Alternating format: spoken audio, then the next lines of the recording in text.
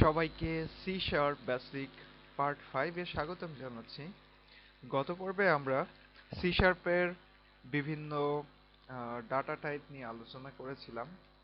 আজকে তার ধারাবাহিকতায় আমরা আরো কিছু বিষয় দেখব এবং আমরা কিভাবে ডাটার কোনো একটি ডাটা টাইপের রেঞ্জ জানতে পারি সে বিষয়টি আজকে আমরা দেখব। অর্থাৎ আমাদের ডাটা টাইপের রেঞ্জ আমাদেরকে মনে না রাখলেও চলবে এবং আমরা যাতে প্রোগ্রাম করতে গিয়ে প্রয়োজনে বিভিন্ন ধরনের ডাটা টাইপের রেঞ্জ জেনে নিতে পারি সে বিষয়টি আমরা দেখব। তো আমরা গত দিনের এক্সাম্পলটি ওপেন করতেছি, অর্থাৎ আমরা যেখানে শেষ করেছিলাম। তো আজকে শুরুতেই আমি আরো কিছু বিষয় আলোচনা করে নিতে যাচ্ছি। বিষয়টি হচ্ছে প্রথমে আমরা আলোচনা করব সাফিক্স নিয়ে।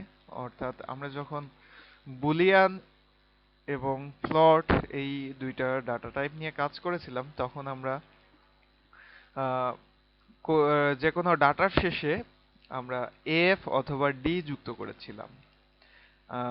ফ্লটের ক্ষেত্রে আমরা এফ যুক্ত করেছিলাম এবং ডাবলের ক্ষেত্রে আমরা ডি যুক্ত করেছিলাম।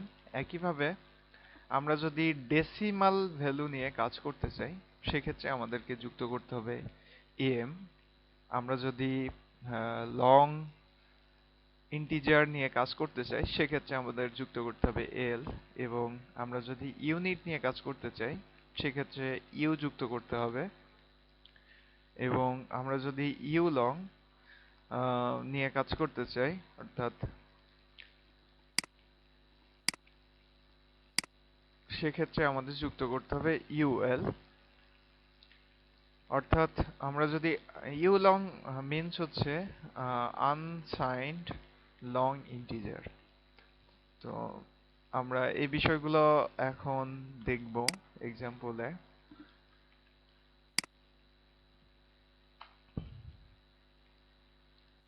আমরা শুরুতেই আমরা ডেসিমেল নিয়ে কাজ করব। তো এক্ষেত্রে আমাদেরকে ডেসিমেল টাইপ ডাটা নিয়ে কাজ করতে গেলে প্রথমে ডেসিমেল লিখতে হবে, এরপরে ভেরিয়েবলের নাম দিতে হবে এবং তারপরে ভ্যালুটি লিখতে হবে এবং সবশেষে আমাদেরকে সাফিক্স লিখতে হবে। তো এখানে আমরা এটিও বাদ দিয়ে দেই, এরপরে লিখি ডেসিমেল ডেসিমাল এবং এরপরে আমরা লিখতে পারি এম। এবং এখানে আমরা যে কোনো কিছুই লিখতে পারি, অর্থাৎ ডেসিমেল ভ্যালু রেঞ্জ হতে পারে 7-7.9 ইন্টু 10^28 থেকে 7.9 ইন্টু 10^28 এবং আমরা এর মধ্যে দশমিক নাম্বারও ব্যবহার করতে পারি। তো আমরা দেখি যে কিভাবে কাজ করে। আমরা এখানে যদি লিখি 300 এবং এরপরে যদি সেমিকোলন দিই এবং রান করি সেক্ষেত্রে আমরা দেখতে পাচ্ছি যে আমাদের একটি ইরর শো করতেছে, কারণ আমরা এখানে কোনো সাফিক্স দেইনি। তো এখানে যদি আমরা এম দেই এবং এখন যদি প্লে করি তারপরেও আমাদেরকে ইরর মেসেজ দেখাচ্ছে। তা আমরা দেখি আসলে কেন আমাদের ইরর মেসেজটি প্রদর্শন করছে। এখানে ইরর মেসেজটি প্রদর্শন করছে কারণ আমরা এখানে এম নামে একটি ভেরিয়েবল ডিক্লেয়ার করেছি, কিন্তু আমরা এখানে আর লিখেছি, কনসোলের মধ্যে আর লিখেছি, যার কারণে এখানে সমস্যাটি দেখাচ্ছিল। আমরা যদি এখানে এম লিখি এবং রান করি সেক্ষেত্রে এটি রান করবে। এবং আমরা যদি এখানে পয়েন্ট দিই, পয়েন্ট দিয়ে যদি 5 লিখি সেক্ষেত্রেও আমাদের ভ্যালুটি প্রদর্শিত হবে।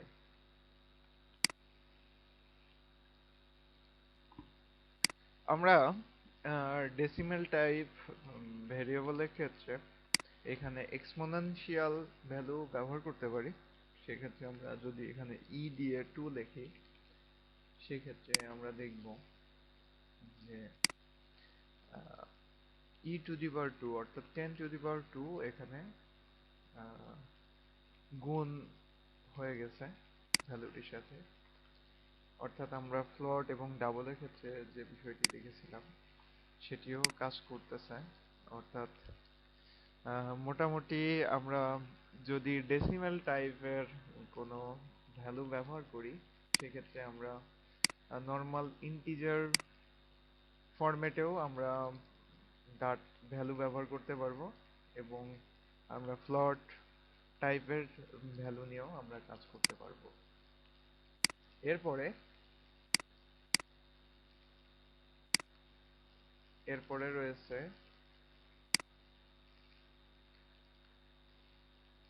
ডেসিমেল।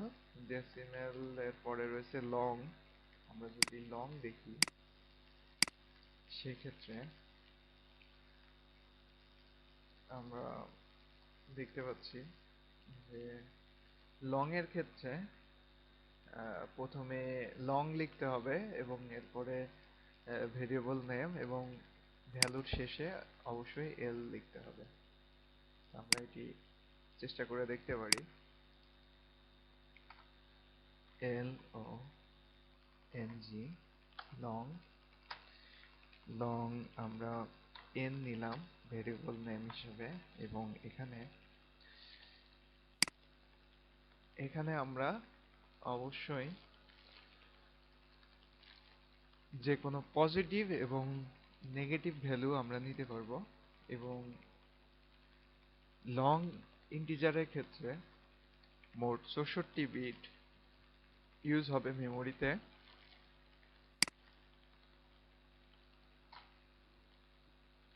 এখানে আমরা বড় কোনো একটি ভ্যালু যদি নেই, এখানে আমাদেরকে এন দিতে হবে। এখন যদি প্রদর্শন করি, সেক্ষেত্রে আমাদের দেখাচ্ছে।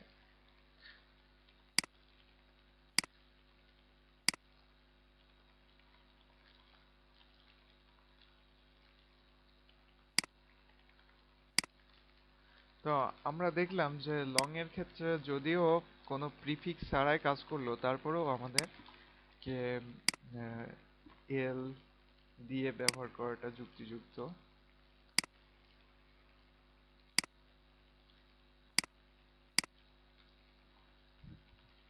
এখানে আমরা আহ, যখন ভ্যালুর শেষে যখন এল ব্যবহার করেছি, তখন নিচে একটি আন্ডারলাইন এসেছে এবং এখানে বলছে যে আসলে আমরা যদি স্মল লেটারে এল ব্যবহার করি, তাহলে সেই এলটি দেখতে অনেকটা ওয়ানের মতো দেখায়। যার কারণে এখানে রিকমেন্ড করতেছে যে আমরা স্মল লেটারে এল ব্যবহার না করে আমরা যেন ক্যাপিটাল লেটারে আমরা এল ব্যবহার করি। সেক্ষেত্রে আমাদের ভ্যালুটিও সঠিকভাবে দেখাবে এবং এখানে নিচে কোনো আন্ডারলাইন থাকবে না। তো আমরা যখন লং ইন্টিজার নিয়ে কাজ করব, সেক্ষেত্রে আমরা এল ব্যবহার করব, ক্যাপিটাল লেটারে এল ব্যবহার করব। এরপরে আমাদের আছে আনসাইন্ড, অর্থাৎ ইউ ইন্টিজার, আনসাইন্ড ইন্টিজার। তো আনসাইন্ড ইন্টিজারের ক্ষেত্রে আমাদেরকে সাফিক্স ব্যবহার করতে হবে ইউ, এবং প্রথমে টাইপ ডিক্লেয়ার করার সময় লিখতে হবে ইউআইএনটি।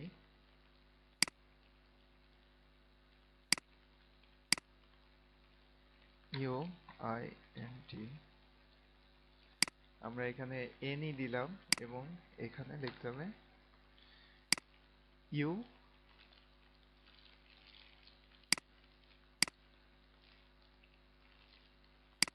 আমরা এখানে ক্যাপিটাল লেটারে ইউ লিখলাম। আমরা যদি স্টার্ট বাটনে ক্লিক করি, সেক্ষেত্রে সঠিকভাবে ডাটাটি প্রদর্শিত হচ্ছে।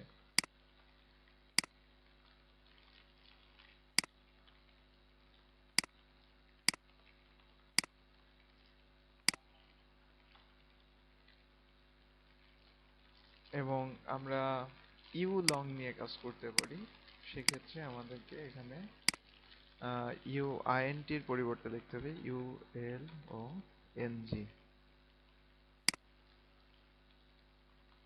এটিও সঠিকভাবে কাজ করতেছে।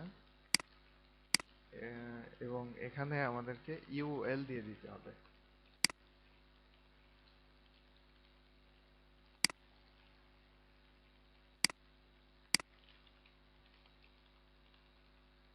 তো আশা করি সবাই সাফিক্সের ব্যাপারটি ভালোভাবে বুঝতে পেরেছেন। এখন আমরা দেখব যে আমরা কিভাবে রেঞ্জ বের করতে পারি, কোনো একটি ভেরিয়েবলের রেঞ্জ কিভাবে আমরা বের করতে পারি এই বিষয়টি আমরা এখন দেখব। আমরা চাচ্ছি যে একটি ইন্টিজার টাইপের আমরা ভ্যালু নিব, int integer, integer K equal integer কে একটি ভেরিয়েবল নিলাম। এখন আমরা চাচ্ছি যে এই ইন্টিজার টাইপের ডাটার ক্ষেত্রে রেঞ্জ কত হতে পারে সেই বিষয়টি আমরা এখন দেখব। আমরা যদি ইন্টিজার টাইপ ডাটার ক্ষেত্রে মিনিমাম রেঞ্জ জানতে চাই, সেক্ষেত্রে আমরা জানতে পারি int ডট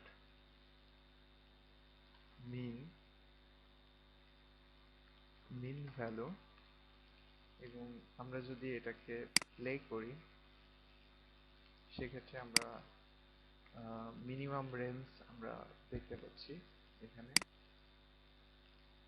আমরা যদি ম্যাক্সিমাম রেঞ্জ জানতে চাই সেক্ষেত্রে আমরা এখানে লিখব max value,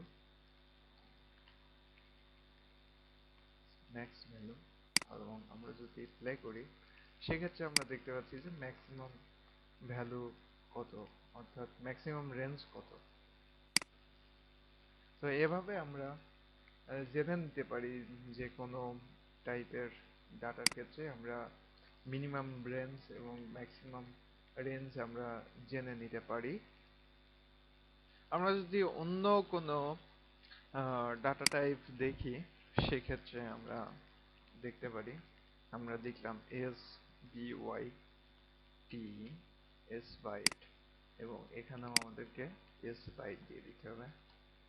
S B Y T S byte dot max value, সেক্ষেত্রে আমরা ম্যাক্সিমাম ভ্যালু দেখতে পারবো 127, এবং এখানে যদি আমরা বিন লিখি সেক্ষেত্রে আমরা মিনিমাম ভ্যালু দেখতে পারবো, বিন ভ্যালু সেক্ষেত্রে আমরা দেখতে পাচ্ছি যে -128। তো এক্ষেত্রে আমাদের আর বিভিন্ন ডাটা টাইপের রেঞ্জ মনে রাখার প্রয়োজন হচ্ছে না।